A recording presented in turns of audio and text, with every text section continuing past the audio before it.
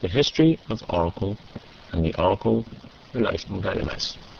The first version of the Oracle Corporation was a company called RSI.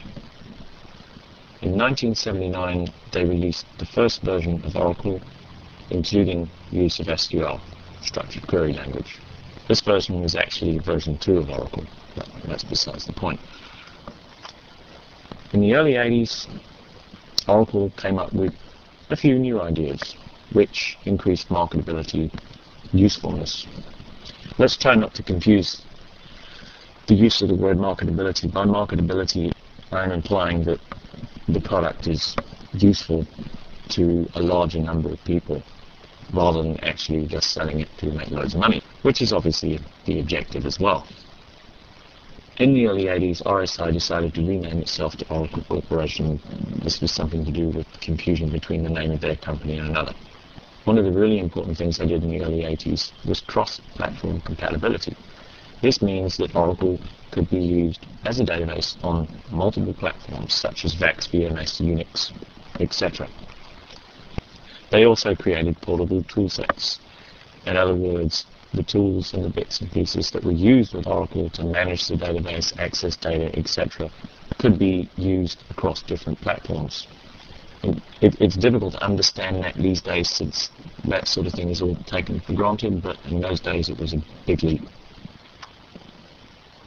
In the mid-80s, the client-server architecture environment came along. Oracle catered for it. They also created fourth-generation languages, which is what 4GL means here. In the late 80s, Oracle really came to fruition by creating financial applications.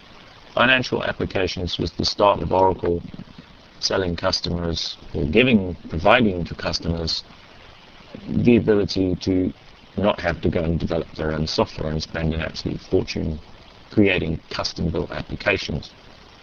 By providing customers with a financial application, customers are given a more or less out-of-the-box, not necessarily shrink-back, but out-of-the-box, very close to being ready application usable. They don't have to create their own departments to develop their own software. Also in the late 80s, Oracle 6 was introduced and PLSQL was first introduced. In the early 90s, Oracle 7 was introduced. Aspects of Oracle 7 which were introduced in the early 90s included referential integrity, very important for relational databases, cost-based statistics and optimization, very important for tuning and speed. Clustering implies placing a database on many machines at once. This implies scalability. In other words, you can make your databases much bigger and able to handle a much larger load. In the mid-90s, the Oracle 8 database came along. Oracle 8 was effectively the object relational database.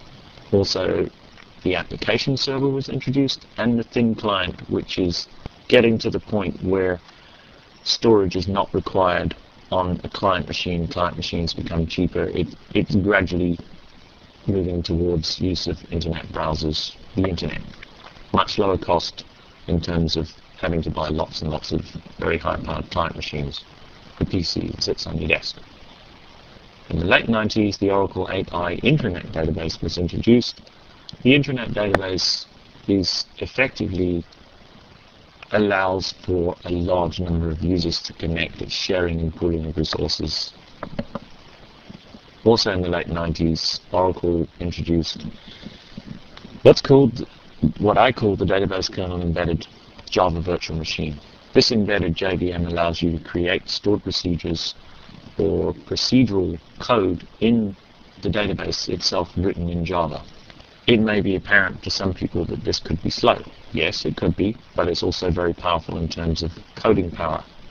There is, however, an addition to the database kernel embedded JVM where Java code can actually be compiled into binary. It's called the Java Accelerator, and it can make that Java executable code extremely fast. In other words, it does no longer execute inside the Java virtual machine.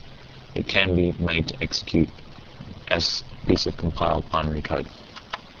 Y2K+, the year 2000 and beyond. Oracle 9i was introduced. There's a lot of middle tier development around and after the year 2000, Oracle 9.0 is the next generation on top of the Oracle 8i Internet Database.